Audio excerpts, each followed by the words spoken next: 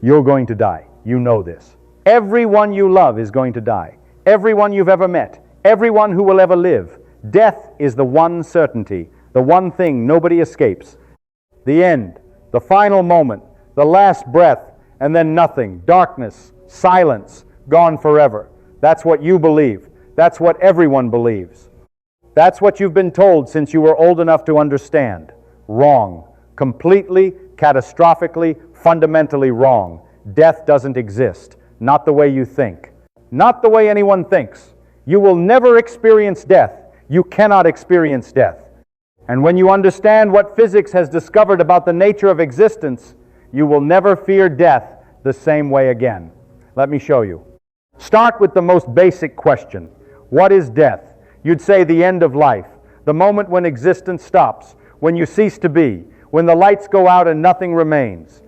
But let me ask you something. Have you ever experienced non-existence? Have you ever experienced nothing? Can you even imagine what nothing feels like? Here's the problem. To experience nothing, you'd have to be there to experience it. But if you're experiencing something, it's not nothing. Experience requires an experiencer.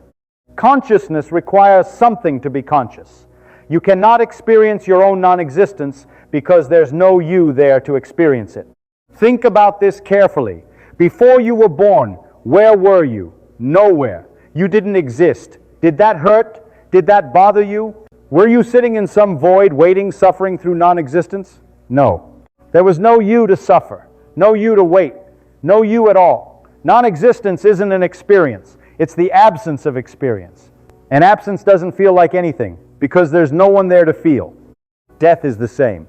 After you die, you won't experience darkness. You won't experience silence. You won't experience nothing because there's no you to experience anything. The fear of death is the fear of experiencing non-existence. But that's a contradiction. You cannot experience non-existence. It's like asking what's north of the North Pole. The question doesn't make sense. Epicurus figured this out 2,300 years ago. He said, death is nothing to us. When we exist, death is not present.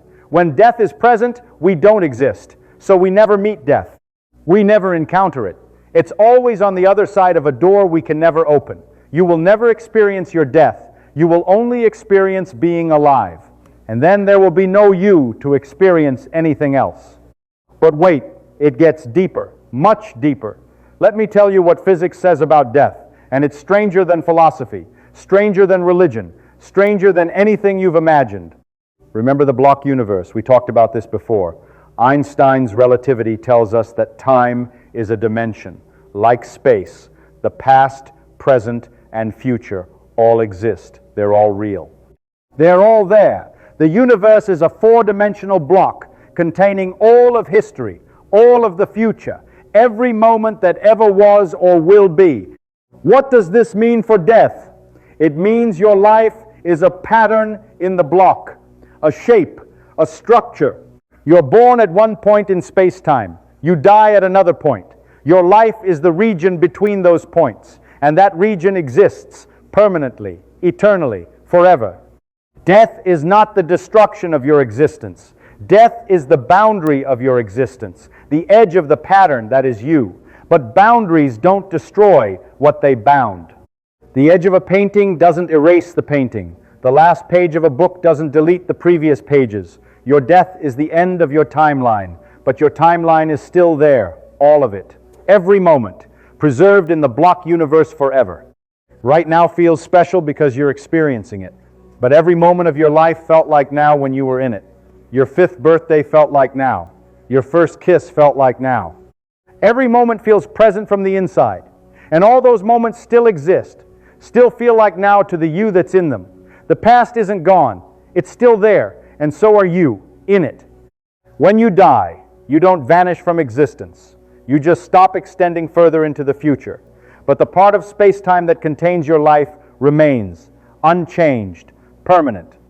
You are eternal in the sense that your existence is permanently woven into the fabric of reality. Death doesn't undo that. Nothing can undo that. You exist. You will always have existed. That can never be changed. Let me go deeper. Let's talk about what you actually are.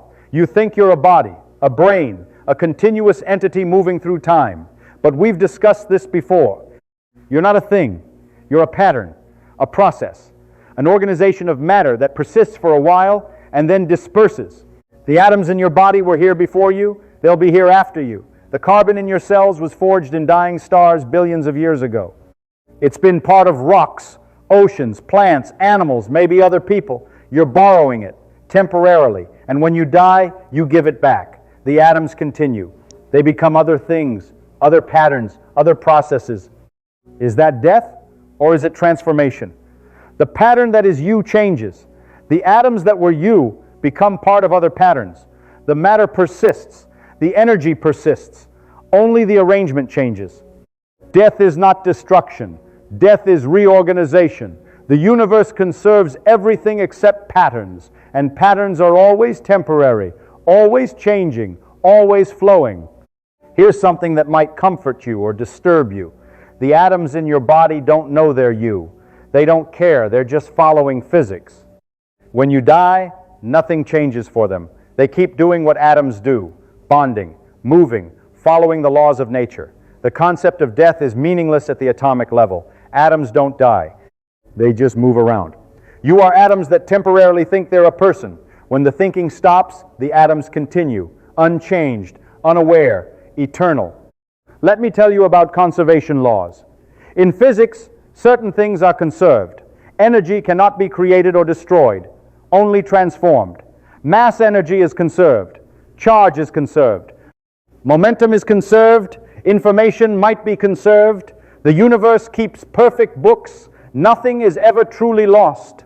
When you die, where does the energy go? It disperses into the environment, into heat, into other forms, but it doesn't disappear. It can't. The energy that is you right now will still exist after you die, in different forms, in different places, but the same amount. The universe doesn't lose anything when you die. It just rearranges. Some physicists argue that information is also conserved. This is a big deal in black hole physics. Hawking initially thought black holes destroyed information. That would violate quantum mechanics. After decades of debate, the consensus shifted. Information is conserved. Even black holes eventually release the information they swallow. If information is conserved, then the information that is you, the pattern, the arrangement, the data that makes you you, that information can't be destroyed. It might be scrambled, dispersed, transformed beyond recognition, but not destroyed. In some sense, the information persists. The universe remembers you in its own way, in its own encoding, forever. Let me tell you about quantum mechanics and death. This is where it gets really strange. In quantum mechanics, the act of observation plays a crucial role. The observer matters. Consciousness might matter. And this has led some physicists to wild speculations about death. Quantum immortality. This is a thought experiment based on the many worlds interpretation of quantum mechanics. In many worlds, every quantum measurement splits the universe. Every possibility is realized in some branch. Every outcome happens somewhere. Now imagine a quantum event that might kill you, a radioactive decay that triggers a lethal device. In one branch, the decay happens and you die. In another branch, it doesn't and you live. The many worlds interpretation says both branches are real, both happen. But here's the twist. You can only experience branches where you survive. Dead versions of you don't experience anything. So from your subjective perspective, you always find yourself in branches where you survived. You might be incredibly lucky, improbably alive, but alive, always alive, because you can only experience existence, never non-existence.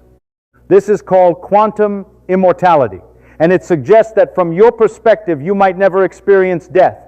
You'll always find yourself in some branch where you survived. The universe keeps splitting, and you keep finding yourself in the surviving branches forever. Is this real? Probably not in any practical sense. The quantum effects at the scale of human bodies are negligible, but it illustrates something important. The relationship between consciousness, observation, and existence is not simple. Physics doesn't fully understand it, and that uncertainty leaves room for surprising possibilities. Let me tell you about the simulation hypothesis and death. Some physicists and philosophers argue we might be living in a simulation, a computed reality, run by some advanced intelligence? If so, what is death? In a simulation, death might be local. Your character dies in this simulation, but the simulation continues.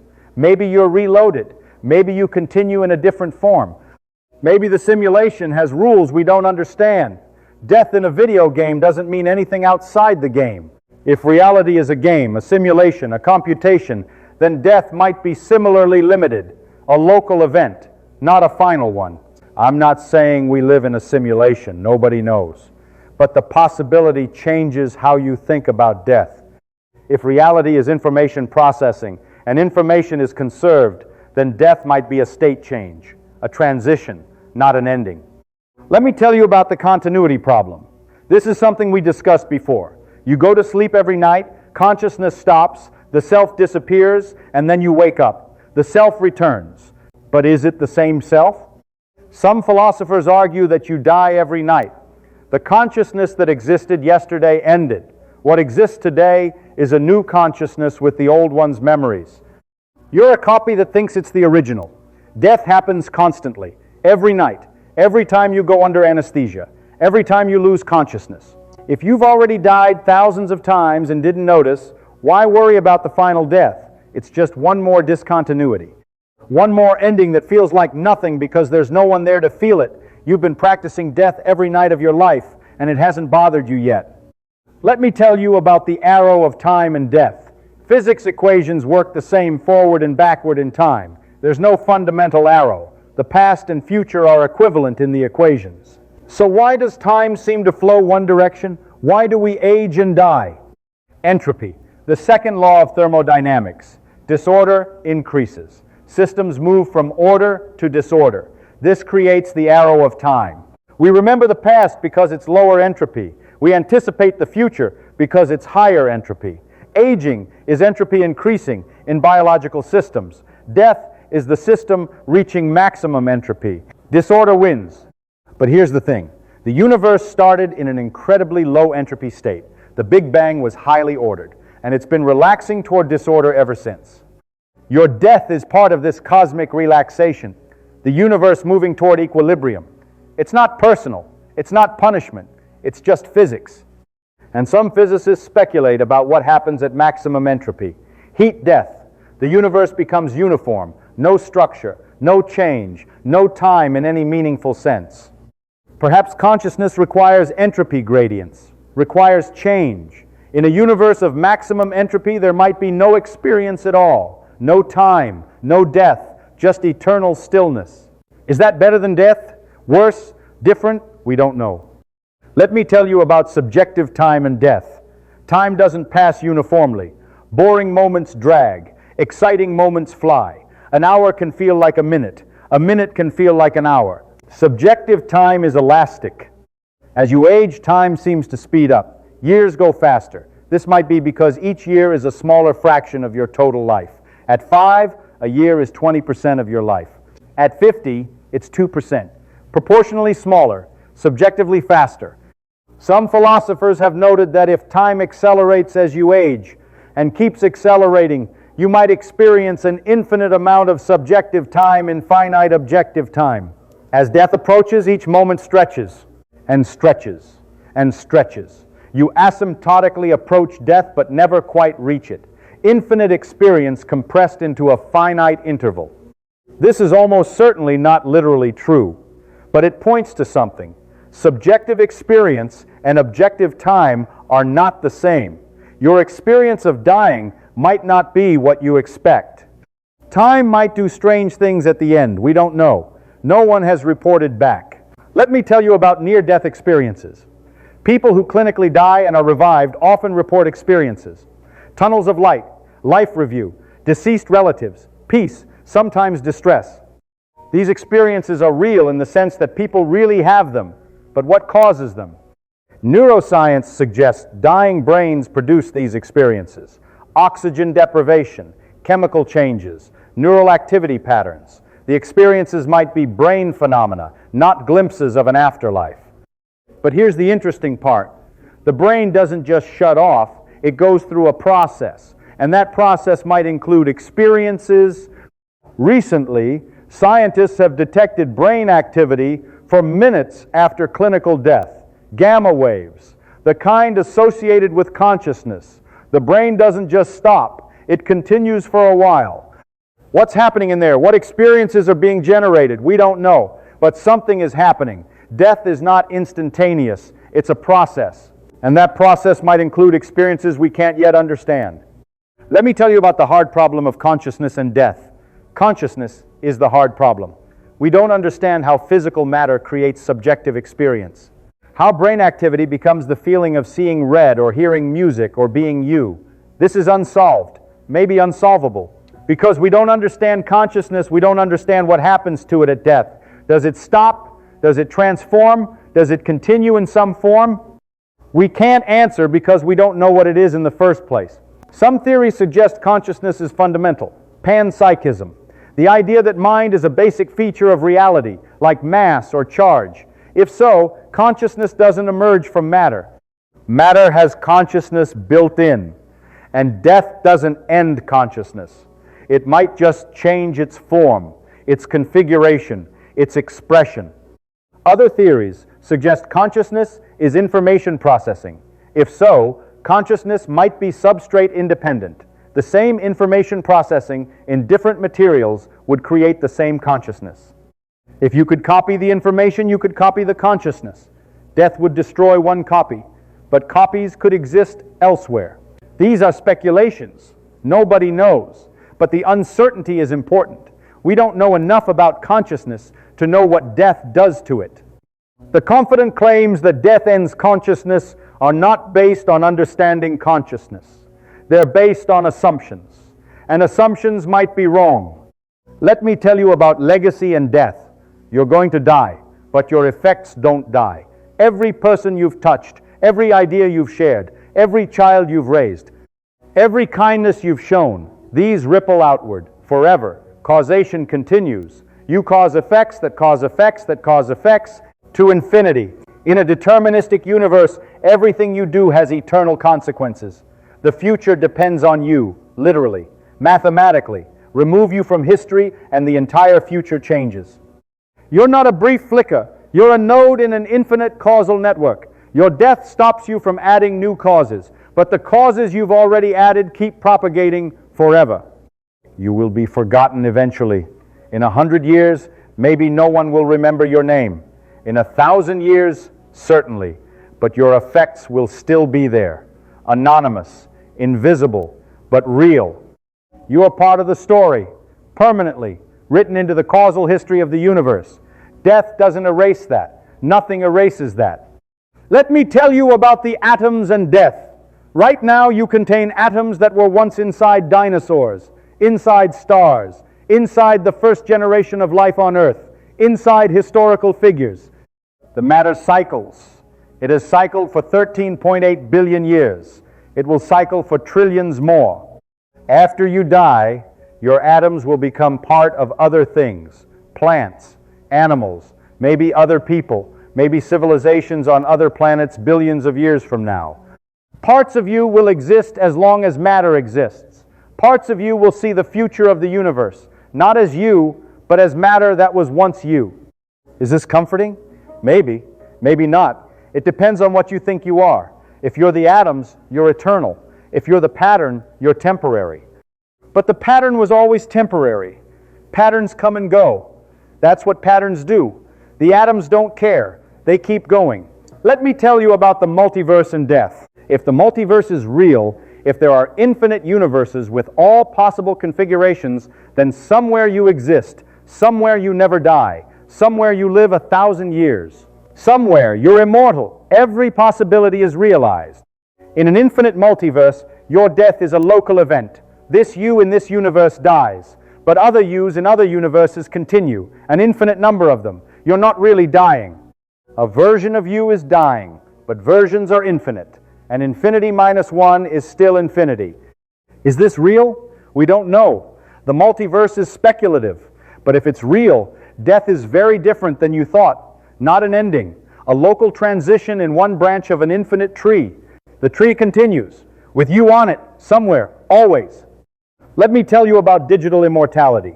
Technology might eventually allow us to upload minds, copy consciousness into computers, run forever on digital substrates. If this becomes possible, death becomes optional, a choice, not a necessity. Some people are already preparing for this, preserving brains cryonically, hoping future technology can revive them. It might not work. It probably won't work. But the hope points to something. Death isn't a law of physics. It's a current limitation. Limitations can be overcome.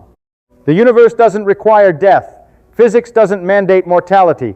Biology does, for now. But biology can be changed, engineered, transcended, maybe, someday. Death might be a temporary feature of existence, not a permanent one. Let me bring this to something personal. You fear death. Everyone does. It's evolution. Organisms that fear death survive better, pass on more genes. You're built to fear it. But fear and reality are different things. You will never experience death. You will only experience being alive. Then there will be no you to experience anything. The fear is of something that can't happen to you, like fearing that squares will become circles. It's a category error, a confusion. Death is not an experience you will have. It's the absence of experience. And absence isn't scary. It's nothing. The people who love you will experience your death. They'll grieve. They'll remember. That's real. That's worth taking seriously. But their experience is not your experience. You won't be there to see their tears, to feel their loss. You'll be gone, which means exactly nothing, because gone doesn't feel like anything. Here's the deepest truth. You've been non-existent before. For billions of years before your birth, universes lived and died. Stars were born and exploded. History unfolded. You weren't there. It wasn't bad. It wasn't anything. And after you die, it will be the same. Not bad, not anything. Just not. But between those two non-existences is existence. Your existence. Right now, this moment, you're here, experiencing, feeling, thinking, being. This is the miracle. Not that you die. Everything dies. But that you lived. That matter arranged itself into something that could wonder about its own existence. That the universe created an eye to see itself. A mind to question itself. A heart to feel itself. Death doesn't exist because you will never encounter it.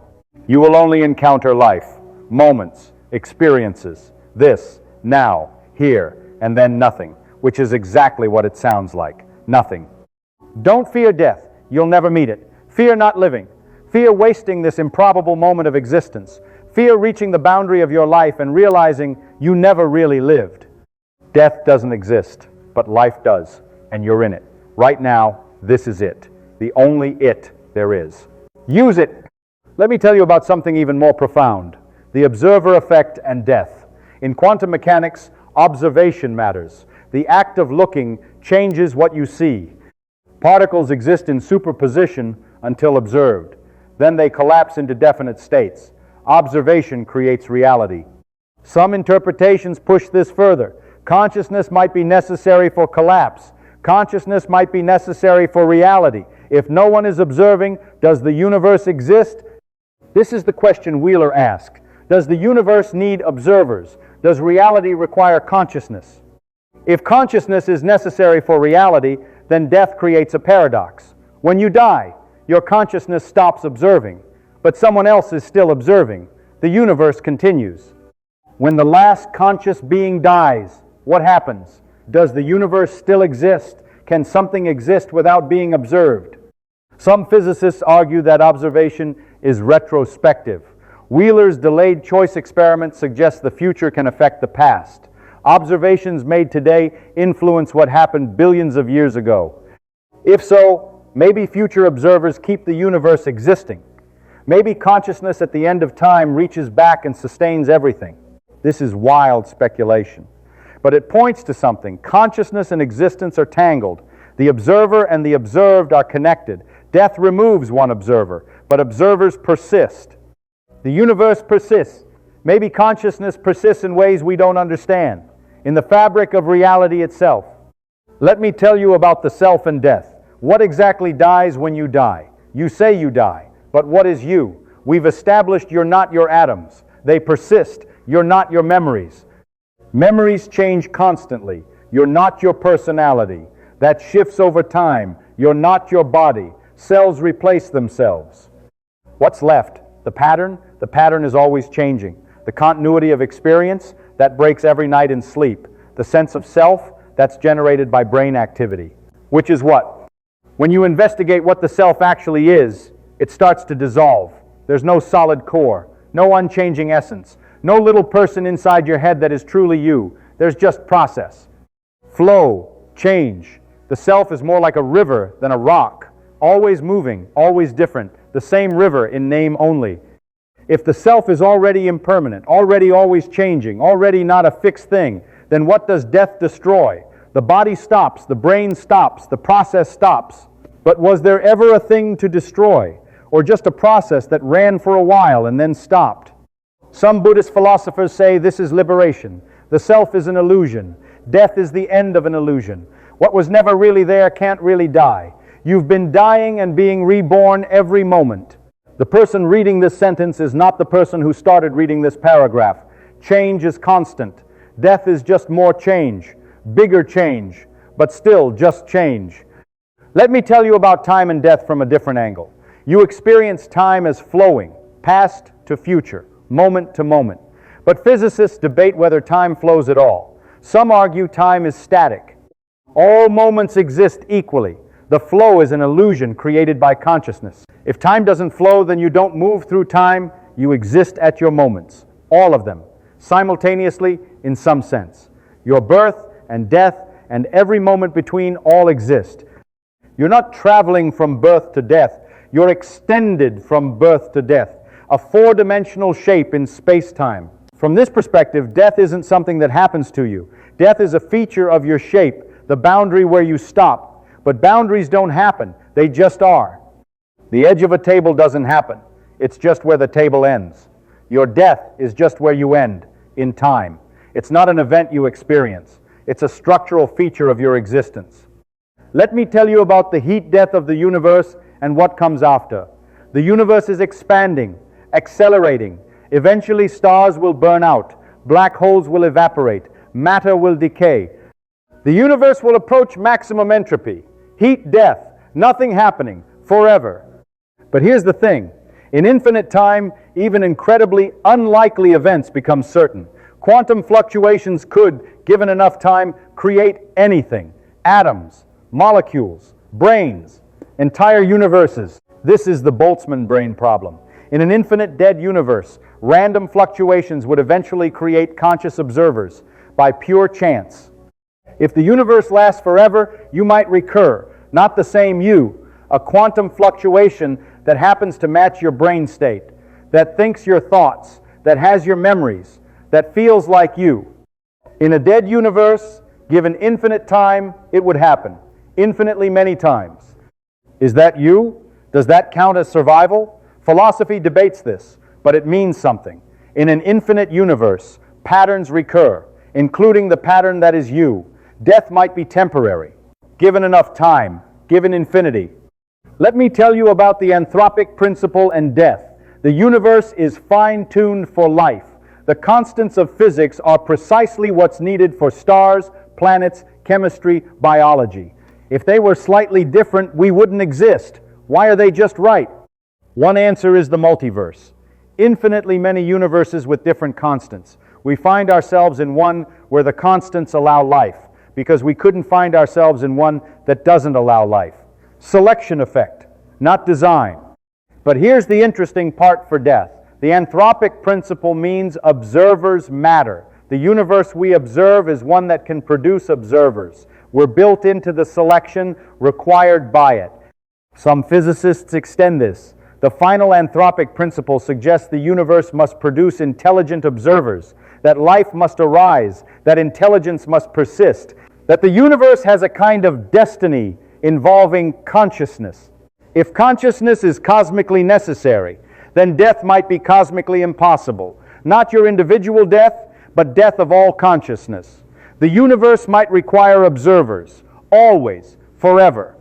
Consciousness might be as fundamental as matter and energy, built into the fabric of existence, unable to fully die. Let me tell you about love and death. you will die. But the love you've shared doesn't die. Love is information, patterns of connection, experiences shared, memories created, effects rippling outward.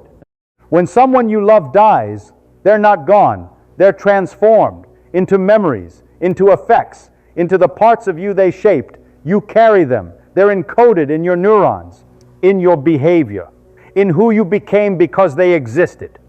You will do the same for others. You will live on in them, not metaphorically, literally, as neural patterns, as behavioral influences, as effects that propagate forever. Death doesn't end love. Love is information, and information might be conserved. The person who loved you continues to love you even after they die, because love isn't an action, it's a state, and states persist in the block universe. The moment when they loved you still exists, still happening, forever. Death doesn't erase the past is still there, and so is every moment of love. Let me tell you about what happens in the brain at death.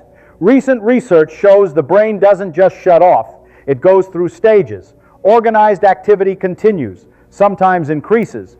The dying brain might be doing something, processing, experiencing, we don't know what. Some researchers have detected surges of activity, gamma waves, coordinated signals, the kind of activity associated with consciousness, with awareness, with experience.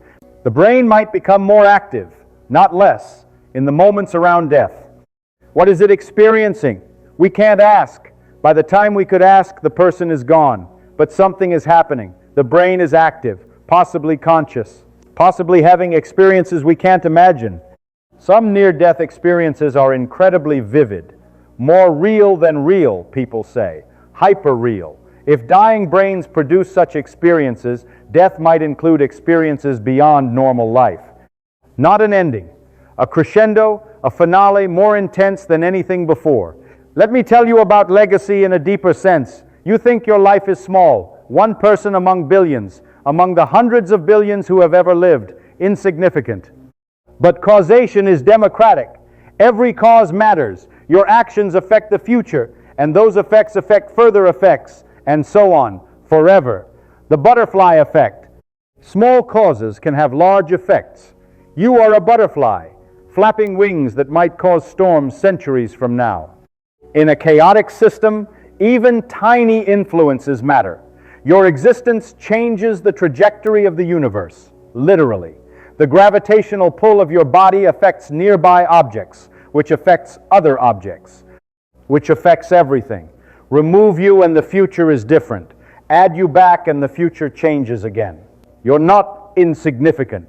You're essential, a necessary part of the causal chain. Without you, the universe would be different, is different, will be different, forever. Death ends your contributions, but it doesn't end your significance. That's locked in, permanent, eternal. Let me tell you about the moment of death one more time. You fear it, the moment when everything stops. But what is that moment?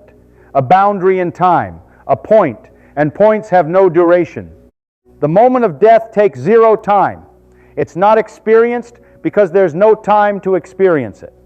You experience being alive, then you experience nothing. Not because you experience nothing, because you experience nothing. There's no experience of nothing. There's just no experience. The moment of death is the last moment of life, and that moment is still life, still experience, still you. Death is what comes after, and after is not experienced. You will live right up until you don't. Every moment is life, including the last one. Death is not a moment you will experience.